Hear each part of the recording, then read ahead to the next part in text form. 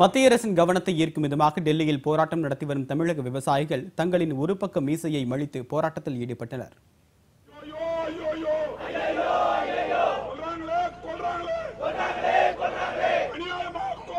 டெல்லி ஜந்தர் மந்தரில் தமிழக விவசாயிகள் நடத்தி வரும் போராட்டம் 21வது நாளை எட்டியுள்ளது.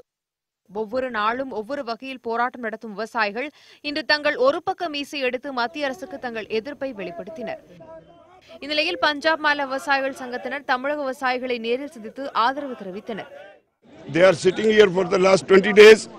The message is loud and clear. In every state the message has gone. The farmers of every state are with them. All over India the farmers are in a debt trap. They are in a debt trap due to the government anti-farmer policies of the government. இதையடுத்து தமிழக விவசாயிகளை மக்களவை துணைத் தலைவர் தம்பிதுரை நேரில் சந்தித்து பேசினார். அப்போது விவசாயிகளின் கோரிக்கையை ஏற்று காவிரி மேலாண்மை வாரியம் உடனடியாக அமைக்கப்பட வேண்டும் என அவர் வலியுறுத்தினார்.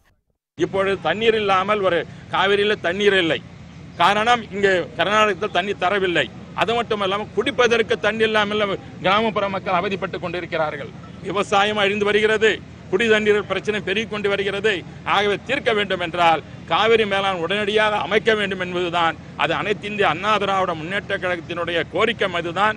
இன்றைய விவசாயிகளுடைய கோரிக்கை இதுதான். அதை உடனடியாக மத்திய அரசு செயல்படுத்த வேண்டும் என்பது எங்களுடைய வேண்டுகோள். பிரதமர் நரேந்திர மோடி தங்களை அழைத்து பேசி கோரிக்கைகளை நிறைவேற்றும் வரை போராட்டத்தை கைவிடப் போவதில்லை என விவசாயிகள் அறிவித்துள்ளனர்.